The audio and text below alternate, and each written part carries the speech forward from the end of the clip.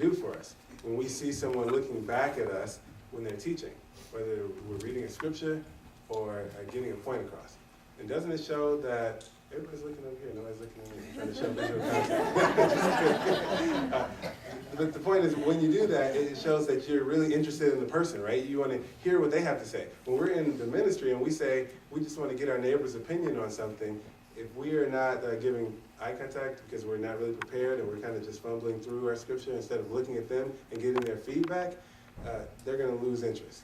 But when we look up, like Andrew did there, we'll keep their interest. And that's the point. So let's continue to do that. And now we'll give our attention over here because we have a fine talk that's been prepared. And Sister Eli is going to give this talk, and she'll be assisted by Khalees Salter. It's entitled, What Do We Know About Valentine's Day, Mother's Day, and Nationalistic Holidays? And her source material is from the Reasoning Book, page is 181 and 182. Her setting will be helping a young publisher use the Reasoning Book. So let's give her our undivided attention now. Khalees, what was it that you were so anxious to tell me earlier? Oh, Sister Eli, you would be so proud of me. While all the other students were making Mother's Day cards, I did not participate. When the teacher asked me why I wasn't making a card for my mother, I said that it was for religious reasons. Well, you are right. It is for religious reasons. But let's look at 1 Peter 3:15 and determine if there is more that could have been said to your teacher. Okay? 1 Peter 3:15. I'll read that for you. It says, But sanctify the Christ as the Lord in your hearts, always ready to make a defense before everyone that demands of you a reason for the hope in you, but doing so together with a mild temper and deep respect. So to begin preparing our defense, let's look in the reasoning from the Scriptures book, and I believe that would be found under the heading of holidays. And let's look on page, I have it here, 181 and 182, okay? Now, you can follow along with that, but it says, as far as Mother's Day, it says, the festival was derived from a custom of mother worship in ancient Greece, from the custom formal mother worship with ceremonies to Cybele or Rhea, the great mother of the gods. And they were performed in the Ides of March throughout Asia Minor. That'd be about March 15th. So how does this information help us to defend our beliefs? It shows that the Mother's Day celebration is rooted in false worship. And you were right.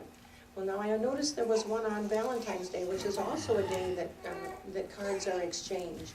And that one we'll just look up real briefly. It says, this Valentine's Day comes on the feast day of two different Christian martyrs named Valentine.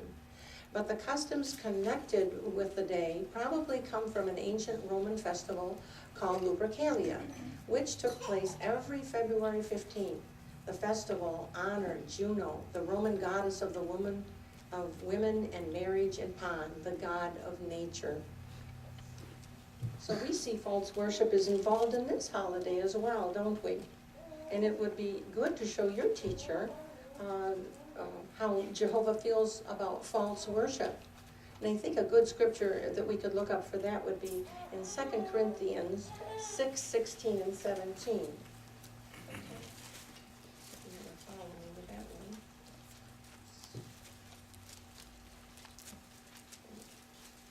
2 Corinthians 6:16 and 17. And I'll read that too again for you. And what agreement does God's temple have with idols? For we are a temple of the living God, just as God said, I shall reside among them and walk among them, and I shall be their God, and they will be my people.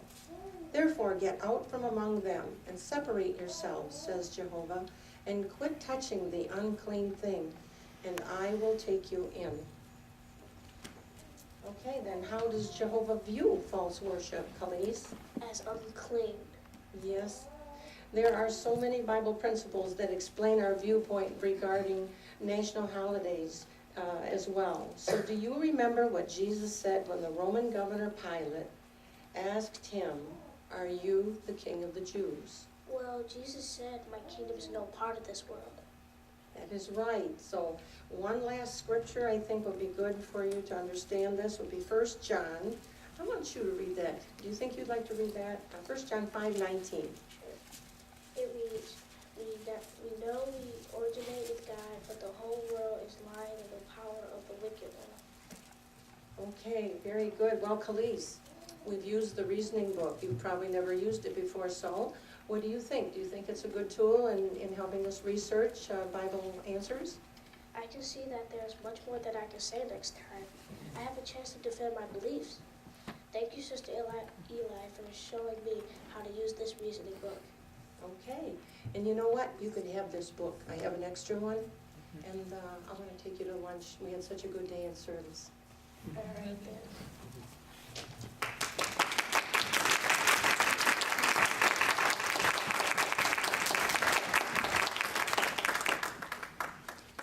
Sister Eli, I'll wait till you sit.